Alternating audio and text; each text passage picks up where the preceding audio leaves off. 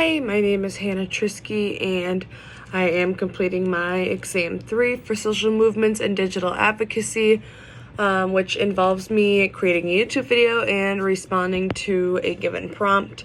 So the prompt that I picked for this exam is, for better or worse, COVID-19 changed how we communicate dramatically by allowing us to communicate and work from home.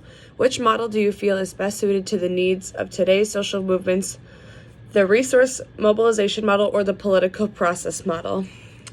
And to answer that, after doing research, I would say that, in my opinion, the resource mobilization model, based on the resource mobilization theory, would be the better suited model for today's social movement needs. The reason I think that is because resource mobilization theory basically says that social movement success depends on the resources that are utilized. This includes time, money, skills, management. I would include social media networking in that as well.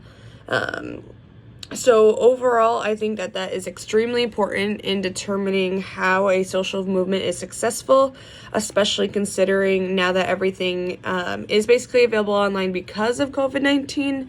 It is not difficult to access things on the internet, and whoever can utilize the internet is obviously going to have more success than those who can't utilize it.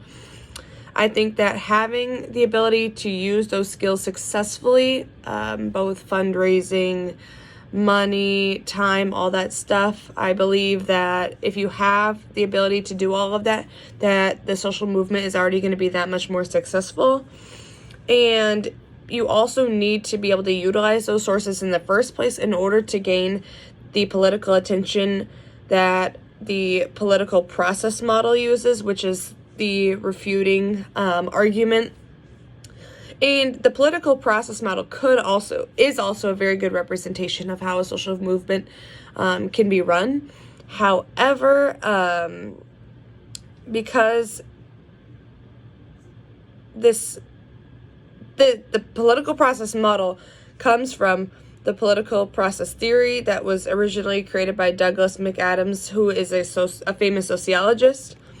And basically, it argues that political process theory is already carried out by already existing political opportunities.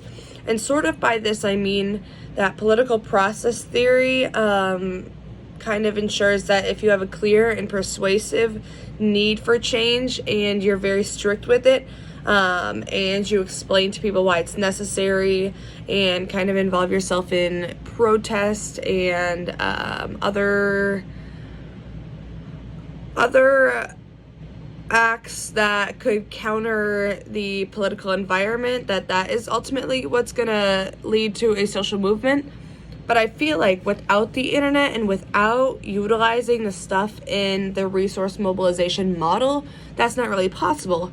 If you can't use Twitter, let's say, to promote your social movement, where is your attention going to come from? You need the skills to be able to gain everybody's attention, and that is ultimately what makes social movements today so successful, is because they're able to gain the attention of so many people. And it's not only in that little area, but it could be statewide, nationwide, internationally. There's so many social movements that span across the world. And another thing that also has a big impact on which option is better suited because of COVID-19 is framing.